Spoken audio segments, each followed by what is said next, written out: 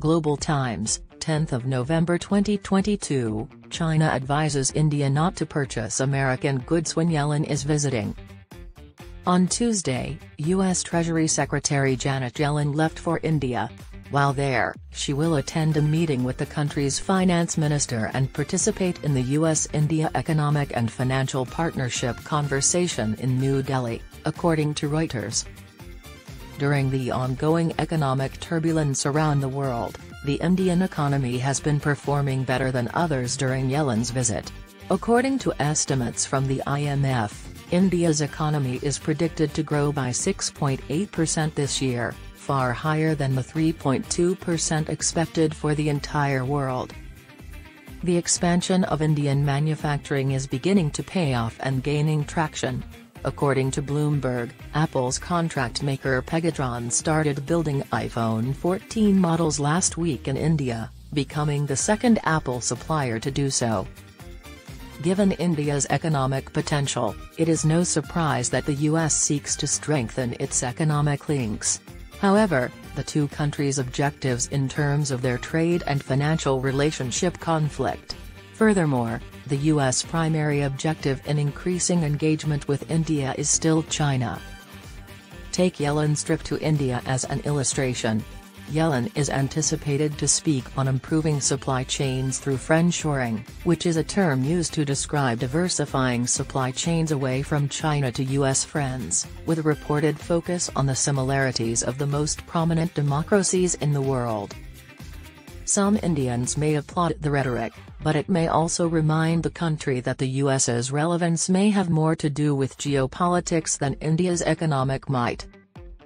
The fact that the U.S. and India are both highly reliant on China's supply chains is well known, and the U.S. desire to enlist friends like India to undermine China's industrial network is motivated by its global strategy rather than by the interests of other countries' economies. As everyone aspires to break away from communist China. If India adopts the U.S. plan to undermine its industrial and commercial ties with China, it will only serve its interests. Fundamentally, Washington still sees India more as a geopolitical ally to contain China and carry out its so-called Indo-Pacific strategy, despite the appearance of more robust security and political ties between the two countries in recent years.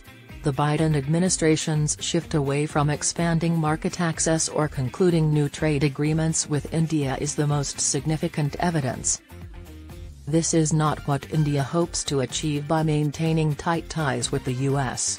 India has pushed for a bilateral free trade agreement with the U.S. and asked the U.S. to reinstate GSP, Generalized System of Preferences, privileges for its exporters. However, neither Biden nor the previous Trump administration seemed eager to strike such a pact. It is difficult for U.S.-India commerce to develop smoothly because of the limited progress and unresolved disputes on economic and trade issues between the two nations, which serves as sufficient proof that their trade demands for one another are not on the same track. Some would argue that the U.S. is one of the few nations that India has a growing trade surplus. However, India must be cautious because the U.S. economy is shifting inward, which could cause the U.S. to erect additional trade penalties or other protectionist barriers in response to India's expanding surplus. In other words, India must stick to its Atmanirbhar Bharat plan and exclude China from the supply chain. That might, in part, provide it more negotiating leverage when engaging in trade negotiations with the U.S. India must also diversify its exports by taking a more active role in the Asia-Pacific industrial chain, which China dominates,